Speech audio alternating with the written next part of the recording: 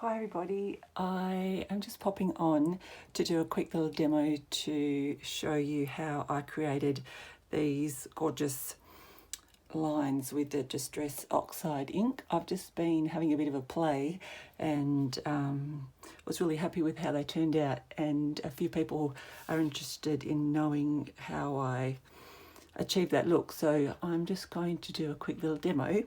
And then maybe you'd like to have a go yourself. Lots of fun, and the effect is really pretty. I'm really enjoying playing with these new inks. So here I go. I have got a piece of acetate, just like off the front of a binder book,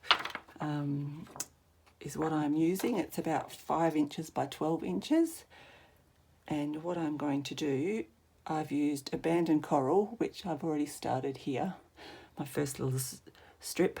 I've got picked raspberry, spiced marmalade and peacock feathers. And how I have done this is I'm just going to ink up my acetate.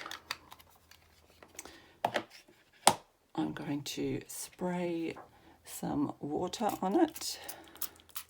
You don't need a lot of water. Too much will make your cardstock a bit wet, so I'm just using the white daisy, so I don't want to put a lot on it. I'm going to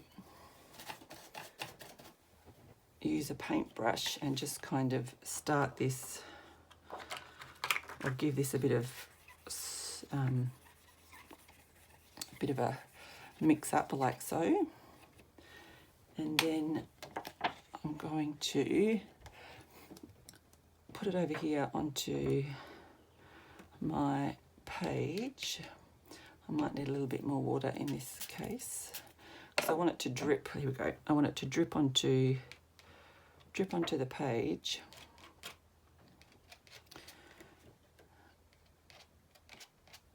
I might need a little bit of assistance.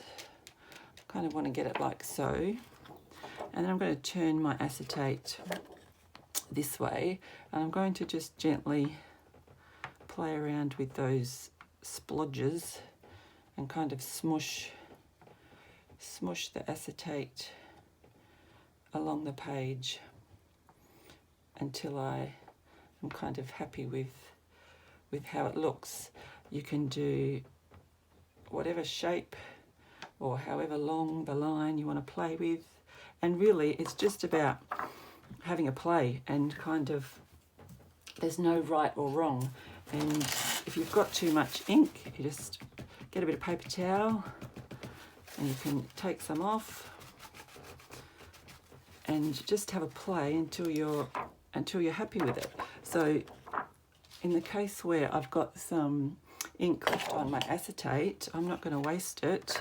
I'm just going to see what happens here. I don't know what's going to be the end result, but I'm just going to use another piece of paper and do this as well.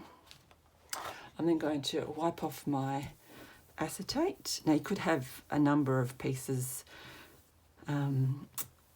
If you didn't want to have to wipe and clean in between, you could have a number of pieces on the go, which I could have perhaps done to kind of go a bit quicker, but you'll get the idea. I'm going to wipe that one off so it's nice and clean, and I'm going to repeat the process with my next colour. So do the spiced marmalade. And this colour combination was just kind of a happy accident. I'm just having a play around, and these ones came together really nicely bright and happy and colourful. So I was really happy with how they turned out. So we're going to repeat the process again. If I get the paintbrush again, it might have been handy if I'd had a number of paintbrushes as well for each colour. So I'm just going to kind of give that a smush. Now the other thing I'm going to do is just give this a bit of a heat dry so that the picked raspberry is nice and dry, so it's not going to perhaps turn to mud when I add the orange, the marmalade. So I'm just going to give it a quick heat set.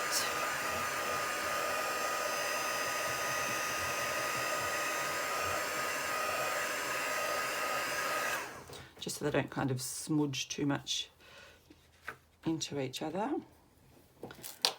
Here we go again. We're going to get that now.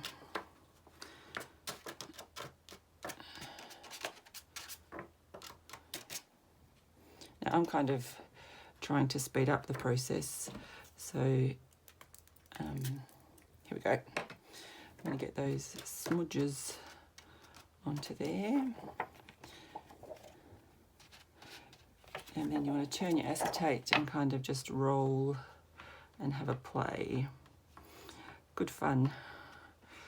And those lines you can just kind of ease out with a cleaner piece of acetate if you've got some left there, or you can leave them in depending on what kind of effect you want to have. But basically just embrace the imperfections. That's would be my advice. Just to have a play, and there's no right or wrong. It's just however it turns out. Like there, I've just splooshed, but that's okay. We can cover that with some bling or trim it off. So I'm going to just not waste this piece. So I'm going to just kind of smudge that on, because you've got all that yummy ink still left on there. So we'll take that off, wipe off our acetate, and we'll put the last colour on. I'll have to have another play with some different colours. I can see that this colour combo is currently my favourite. I need to have another play and see what else I can come up with. So let's ink up the peacock feathers.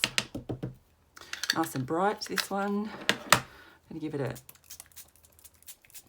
spray. I'm going to heat set this one so it doesn't mix in muddy together.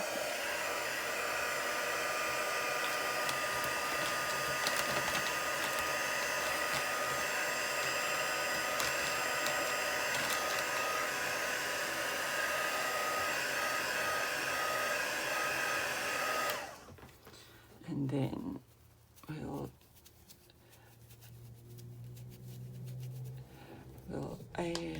give this a little bit of a head start to get it onto our page, and really quite a simple technique with a really effective result. So I was really happy with how it turned out. It's a bit of an experiment. Oops. But like I said, just have a play. It's all about, and I'm no artist, I suppose, but I like to try new things and see what you can come up with. So you can see here I've spread out a little bit too much. So if you've got some that's causing a bit of a problem, just wipe it off and keep having a play. Let's get this gap kind of filled in up here. There we go. Just need to get the right piece of acetate in the right spot, like so. And if you're going to use it as a base page for a layout, you can work around the best parts, I suppose, of what you create. But just have fun, just have a play and see what you can come up with. So, but that's basically how to do it. And like I said, if you've got stuff left there, put it put it on a scrap piece or another piece, and 2 for 1 kind of deal. So that's the smushing kind of effect, using your acetate, your oxide, and some water. There you go. Have fun. Get creative. Thanks.